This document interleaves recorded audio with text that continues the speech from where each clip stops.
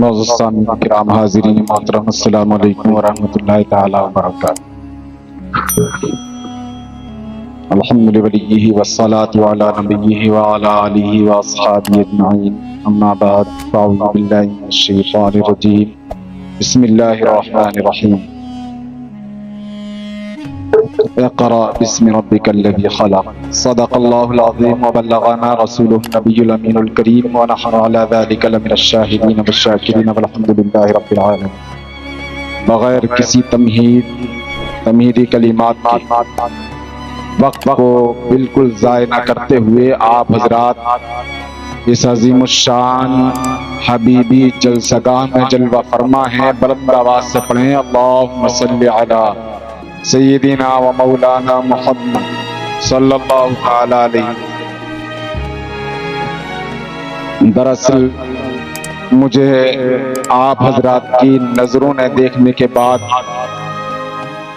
کچھ اشارہ ضرور کیا ہے، اور وہ اشارہ میں سمجھ رہا ہوں۔ کوئی نیا خطیب ہوتا، نیا رنگ ہوتا اور آپ حضرات کو کچھ اور دیتا، مگر ایک بہت شناسا جانا پہچانا آپ حضرات کے روبرو کھڑا ہوا تو کوئی تقریر کے لیے نہیں۔ دراصل آپ کے روبرو میں یہاں پر آج صاحب سجادہ کے حکم کی تابعداری کرتے ہوئے صرف اس لیے کھڑا ہوا ہوں، اور یہ بتانے کے لیے کہ ہمیں اپنے معاشرتی حالات پر کچھ غور کرنا چاہیے۔ حالات حاضرہ پر اپنی نظر رکھیں،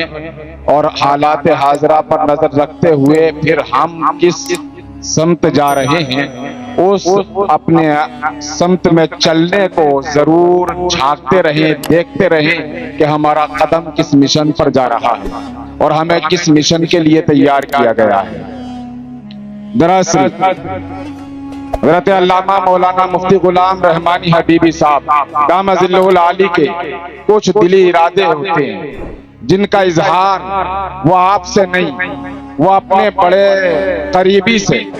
اپنے ہم عمر سے، یا اپنے ہم منصب سے، یا اپنے عزیز سے، یا اپنے بہت دل کے قریبی سے وہ کرتے ہیں۔ ان اظہارات، ان اظہار خیال میں سے جو باتیں ان کے ہوتی ہیں، ان کچھ خیالات کو آپ تک پہنچا دوں۔ یہ آپ کو اور ہم کو سوچنا ہوگا کہ عالم اللہ تبارک و تعالیٰ کا فضل ہوتا ہے، جس طرح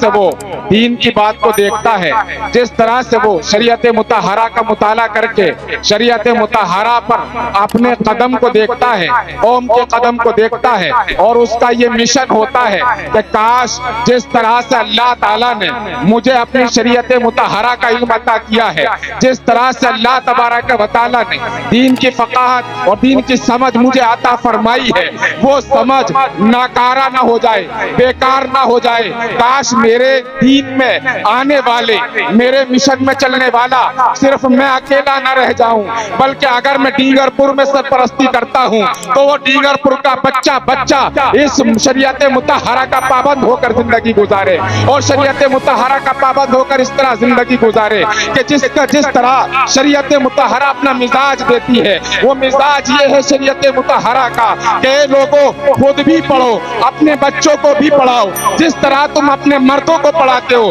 اپنی عورتوں کو پڑھاؤ، جس طرح تمہیں اسکول کالجز کھولنے کی فکر لگی رہتی ہے، ایک کمائی تمہارا مشن ہے، تم صبح اٹھتے ہو تو اپنی فکر میں کمائی کا ایک بڑا خیال لے کر کے اٹھتے ہو، کاش میری صبح ہو تو پیسے سے شروع ہو جائے، شام ہو جائے تو پیسے سے شروع ہو جائے۔ ایک مفکر کی عقل کہتی ہے کہ کاش میری فکر ہو، علامہ غلام رحمانی حبیبی کی فکر کہتی ہے کاش میری قوم کا بچہ صبح کو اٹھتا ہو تو وہ دین کا کام کرتا ہو، صبح کو اٹھتا ہو تو وہ دین کا مشن لے کر کے چلتا ہو۔ لہذا جس طرح لڑکے شانہ بشانہ تعلیم کے لیے آگے بڑھتے ہیں، ہم ڈینگر پور کے چوراہوں پر دیکھتے ہیں ہزارہ بچوں کا میلہ لگا ہوتا ہے، وہ صبح کے وقت میں ایک دانگ چلتی چلی جاتی ہے، وہ دانگ جاتی ہے، لڑکے جا رہے ہیں، لڑکیاں جا رہی ہیں، اسکولی ڈریس ہے، اسکولی فارم میں موجود ہیں، ان کے اندر سب کچھ موجود ہے، ہیں لیکن دین متین کے لیے پڑھنے والی لڑکیاں کہیں نظر نہیں آتی ہیں۔ اس لیے علامہ غلام رحمانی حبیبی نے ایک ادارے کی ضرورت کو محسوس کیا، اور وہ ضرورت کو محسوس کرتے ہوئے انہوں نے جانا کہ یہاں ڈینگر پور میں بڑا اللہ تبارک و تعالیٰ کا فضل ہے، دینی ادارے بھی ہیں اور دینی ادارے اپنا اپنا کام کر رہے ہیں، یہاں پر اسکول کالجز بھی ہیں اپنا اپنا کام کر رہے ہیں۔ اسلام کے دائرے اور اس کے نقطے نظر پر عمل کرنے کے لیے اور اس کو عمل میں لانے کے لیے کسی ایسے ادارے کی ضرورت ہے کہ جو ادارہ لڑکیوں کا ہو، اس میں پڑھانے والی لڑکیاں ہوں، اس میں پڑھنے والی لڑکیاں ہوں، اس کی دیکھ ریکھ کرنے والی لڑکیاں ہوں، اس کا مینجمنٹ کرنے والی لڑکیاں ہوں، اور اسی طرح سے اس کے اندر لڑکیوں کو جو آج جو اسلام پہلے سے کہتا چلا آ رہا تھا، جو مولوی یہ اسٹیجوں پر پہلے سے کہتا چلا آ رہا تھا، لوگوں مختلف تعلیم نہ دو، تعلیم میں اختلاف پیدا نہ کرو، مرد الگ ہے عورت الگ ہے، مرد کی جنس الگ ہے، عورت کو الگ کر دو، مرد کو بھی پڑھاؤ عورت کو بھی پڑھاؤ، ڈاکٹری بناؤ MBBS بناؤ، جو تم چاہتے ہو بناؤ، لیکن سنو اس کے اس کا کچھ اصول ہے، اس کے کچھ اصول ہیں، ان اصولوں سے الگ نہ ہٹو۔ شریعت مطہرہ کا مشن یہ ہے کہ جب تم جاؤ تو تمہاری ضرورتیں جہاں عورتوں کی ہو عورتیں پوری کریں، جہاں مردوں کی ہو مرد پوری کریں۔ جب ہم جاتے ہیں مراد آباد میں، ہمارے عزیز جاتے ہیں اپنی بیٹی اپنی بہن اپنی بیویوں کو پریگنینسی کے ٹائم میں لے کر کے جاتے ہیں تو ہم دیکھتے ہیں یہ مرد جو مسلمان ہو کر کے حیا کا دعویٰ کرتا ہے، یہ عورت جو مسلمان ہو کر حیا کا دعویٰ کرتی ہے، پریگنینسی کی حالت ہوتی ہے تو مرد بیٹھا ہوتا ہے، عورت ریسیپشن پر ہوتی ہے، عورت ریسیپشن پر ہوتی ہے، اور مرد وہاں جا کر کے دیکھتے ہیں کہ وہاں کیمرے کے سامنے، وہاں ویڈیو کے سامنے، وہاں پر جو اس کو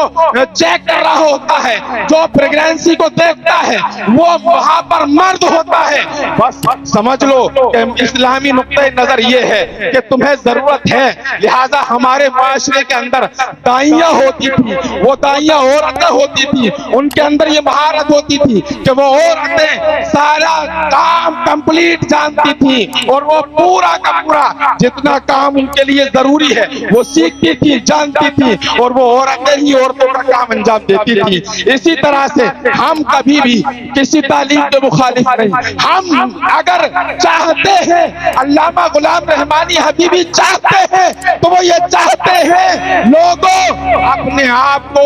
تعلیمی اختلاف سے دور کرو، اور لڑکیوں کے لیے ادارے کی ضرورت ہے، وہاں پر لڑکی وہاں پر ڈاکٹر بھی بنے، وہاں پر وہ لڑکی ہائی اسکول بھی کرے، انٹر بھی کرے، BA بھی کرے، MA کرے، MBA کرے، جو ڈگریاں چاہیے وہ سب کریں، لیکن کرنے والی لڑکیاں ہو، کرانے والی لڑکیاں ہو۔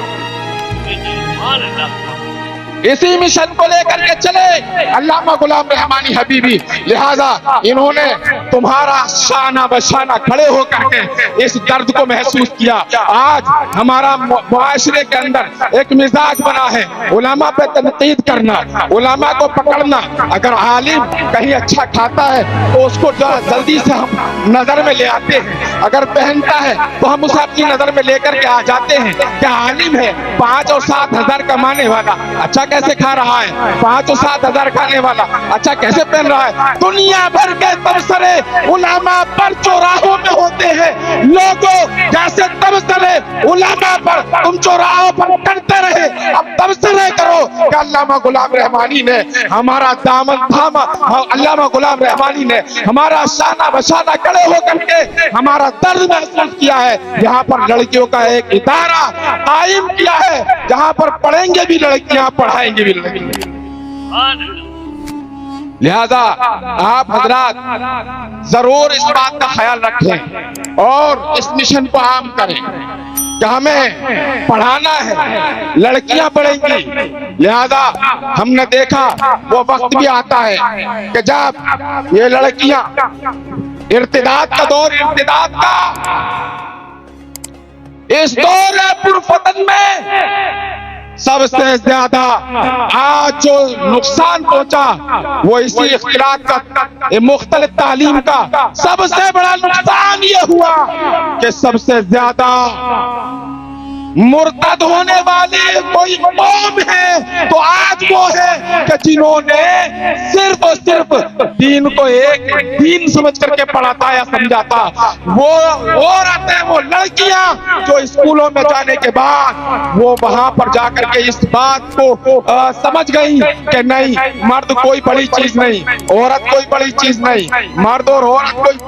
अलग अलग होना कोई अलग बात नहीं है, ये तो इंसानी फितरत है, साथ रहो। तो आज मौजूदा जमाने में सबसे बड़ा नुकसान ये है कि आज भी रिपोर्ट बताती है 8 लाख लड़कियां दीन इस्लाम को छोड़ चुकी है, वो स्कूल और कॉलेजेस की ही लड़कियां थी। बताओ इसकी पूर्ति कहां से करो? तुम्हारे और हमारे सीने उस वक्त फटते हैं कि जब कर्नाटक की बेटी अल्लाह अकबर का नारा लगाती है वहशी परिंदों के सामने, जब वो अकेली बेटी कहती है अल्लाह अकबर, तो हम कहते हैं लड़कियों का हिजाब जरूरी है, लड़कियों की तालीम जरूरी है, लड़कियों को एक मिशन पे लेकर जाना जरूरी है। मगर कैसे? सवाल ये है कैसे? क्या इसी हालत में जैसे हम चल रहे हैं क्या यही मिशन हमारा रहेगा? क्या यही अंदाज रहेगा कि हम जब देखेंगे लड़का देखेंगे तो ये नहीं देखेंगे पढ़ा हुआ हो, ये नहीं देखेंगे कहाँ वो कौन सी डिग्री किया हुआ हो, हाँ ये देखेंगे कि लड़के के पास प्लेट है, प्लाट है, लड़के के पास कोई फ्लैट है या लड़के के पास बड़ी से बड़ी गाड़ियां हैं। हमने कमाई को, पैसे को अपना मेयार समझा, इज्जत बना दिया, और जब इज्जत बना दिया तो हमारी बेटियों का हाल ये है कि वो सिर्फ हम जब देखते हैं रिश्तों को तो हम जब लड़का देखें तब भी पैसा और लड़की को देखें तब भी पैसा हमारी निगाहों में रहता है, इसके सिवा कुछ नहीं। हमें अगर फर्क पड़ता तो हम चाहते कि हम शादी पर इतना खर्च नहीं करेंगे। इंशाअल्लाह अपनी कौम की बेटियों का पर्दा बचाना है तो हम बेटियों के लिए स्कूल खोलें। फिक्र आ जाती ना, इस बात पर समझ में आ जाता, शूर बेदार हो जाता, मगर हमारा शूर बेदार ना हुआ। हमने तो सिर्फ ये जाना कि जब मस्जिदों में अजानें बंद या मस्जिदों का मामला हमसे जाता हो तो हमारे कलेजे फटते हैं, हमें ये शूर नहीं आता। अभी भी और सुना आने वालों, अल्लामा गुलाम रहमानी के दिल की आवाज को मैं आप तक पहुंचा रहा हूँ। वो ये कहना चाहते हैं कि तुम लड़कियों की तालीम का भी ख्याल करो, और जिस तरह नमाज छूटने तुम्हें मस्जिदों के जाने का ख्याल होता है, ऐसे ही तुम्हें नमाज छोड़ने का भी दर्द महसूस करो।